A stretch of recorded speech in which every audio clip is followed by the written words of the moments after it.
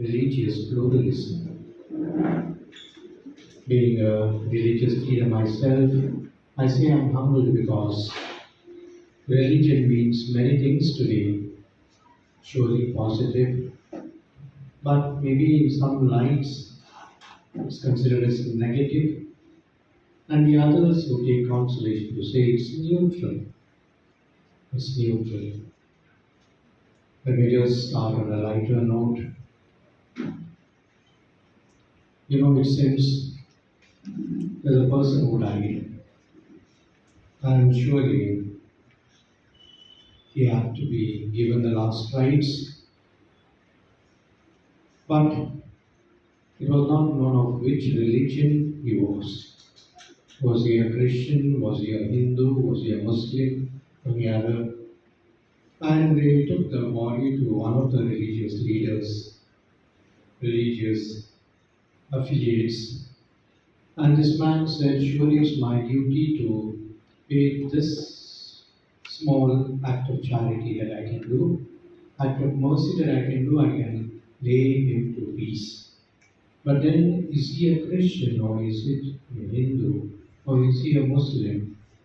Should we give what we call the burial, or should we cremate the body? This was all big confusion. And therefore he ran up to his superior, and his superior listened to him nicely, and he said, we don't know which religion this person is. Sir, I don't know which religion the person is. So what am I going to do? Am I going to bury him, or shall I cremate him?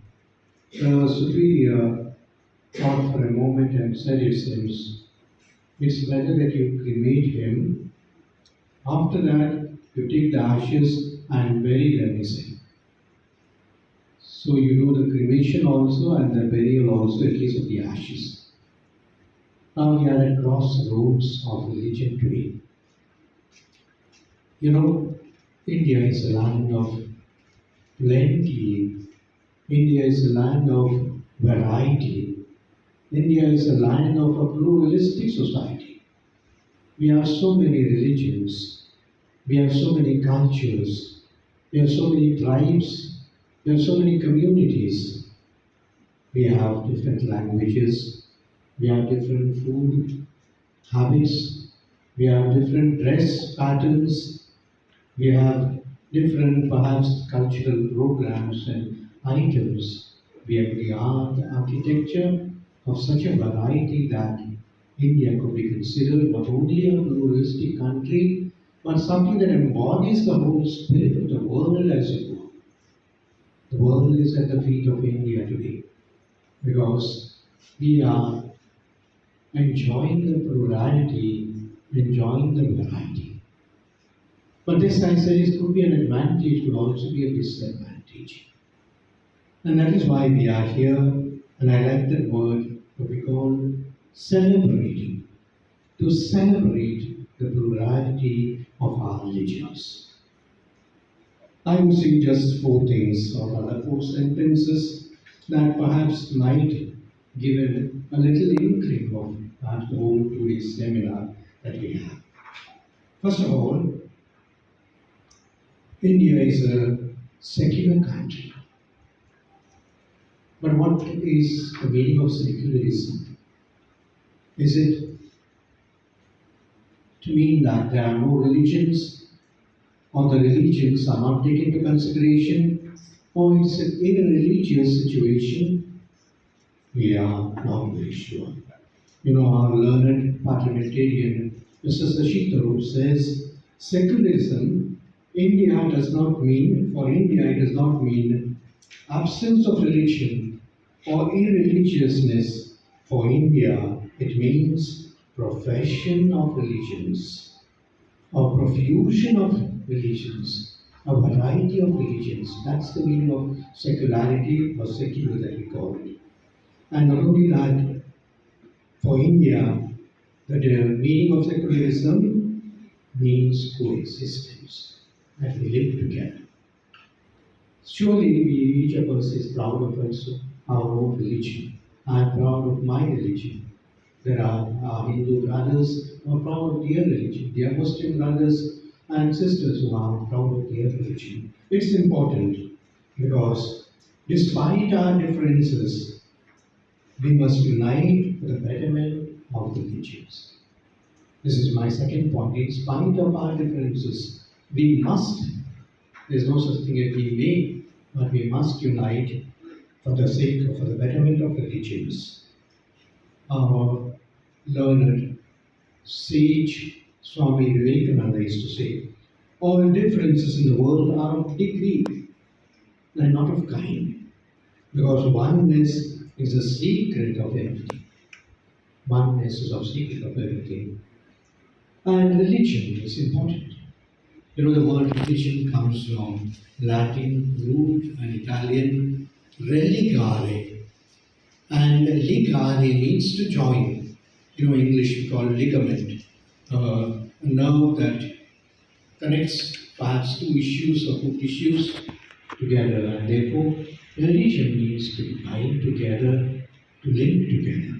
And in that sense, religion is a tool to find people together, to strengthen their unity, but like every tool, it can be mismanaged, even used in opposition to the way it should be.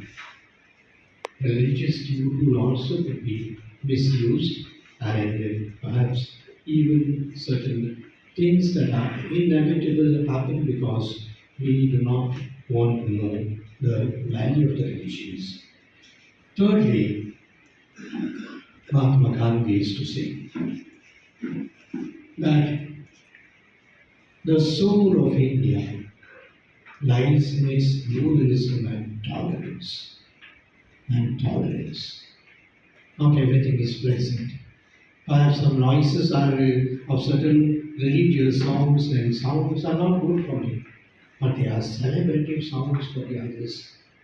The lights and the crackers that are perhaps might be irritating for me, but they are a way of celebration for the others. And therefore, the soul of India is surely the soul of pluralism and tolerance. Secularism is a matter of faith for us. And Mahatma Gandhi beautifully said, our ability to reach unity in diversity will be the beauty and the test of our civilization. Our ability to stand together in spite of our differences, that's the test of our civilization. And today perhaps that is being questioned, that we can really bear witness to the country's unity in spite of its diversity and especially of the religions.